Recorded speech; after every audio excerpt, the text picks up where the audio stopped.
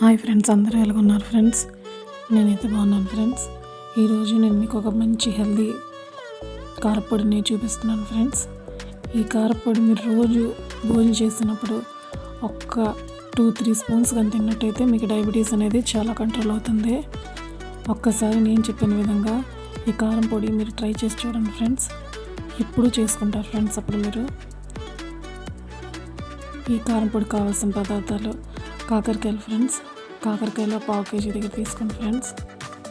వాటిని శుభ్రంగా కడిగి ఇలా చిన్న చిన్న ముక్కల కింద కట్ చేసుకోవాలి, సన్నగా కట్ చేసుకోవాలి ఫ్రెండ్స్. మిగతా పొడికి సంబంధించిన సామాన్లు ఇవి ఫ్రెండ్స్: కరివేపాకు, చింతపండు, ఎండుమిర్చి, జీలకర్ర, శనగపప్పు, మినగుళ్ళు, ధనియాలు, వెల్లుల్లిపాయ.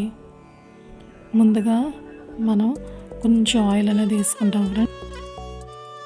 అన్ని పోపులు అనేవి మనం ఈ తక్కువ ఆయిల్లోనే మనం చిన్న మంట మీద ఫ్రై చేసుకోవాలి ఫ్రెండ్స్. ఒకటి తర్వాత ఒకటి మనం అన్నీ యాడ్ చేసుకొని సన్నటి మంట మీద మనం పచ్చివాసన పోయే వరకు ఫ్రై చేసుకోవాలి. చూడండి ఫ్రెండ్స్, నేను చూపించిన విధంగా మీరు ఫ్రై చేసుకోవాలి ఫ్రెండ్స్. ఎంత సన్నటి మంట మీద మీరు లో ఫ్లేమ్ మీద ఫ్రై చేసుకుంటే మీకు టేస్ట్ అనేది అంత బాగుంటుంది. స్మెల్ కూడా చాలా బాగా వస్తుంది ఫ్రెండ్స్. ఇవి ఫ్రై అవ్వడానికి మనకి 15 to 20 minutes పడుతుంది ఫ్రెండ్స్.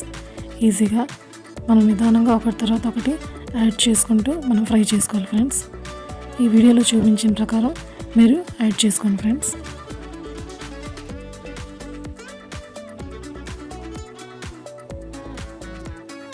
ఈ కారపొడి అనేది వేడి వేడి రైస్లో మనం కలుపుకొని తింటే మనకి ఆరోగ్యానికి చాలా మంచిది. అలాగే కాకుండా మనం ఇడ్లీలో కానీ, దోశలో కానీ, ఉప్మాలో కానీ ఇందులోనైనా పైన మనం జల్లుకొని తినొచ్చు ఫ్రెండ్స్. చూడండి ఫ్రెండ్స్, ఈ విధంగా అయితే నేను ఫ్రై చేసుకుంటున్నాను.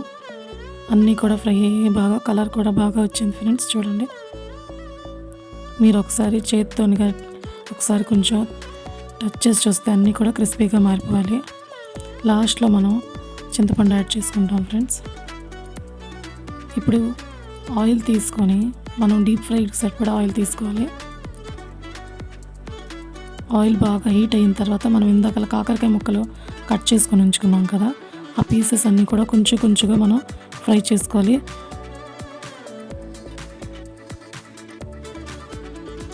చూడండి ఫ్రెండ్స్, ఇది మీడియం ఫ్లేమ్ మీద ఫ్రై చేసుకోవాలి ఫ్రెండ్స్. ముక్కలు అస్సలు తడి ఉండకూడదు. కాకరకాయ ముక్కలకి ఫుల్గా డ్రై అయ్యి ఉండాలి. అప్పుడే మీకు బాగా క్రిస్పీగా ఫ్రై అవుతాయి.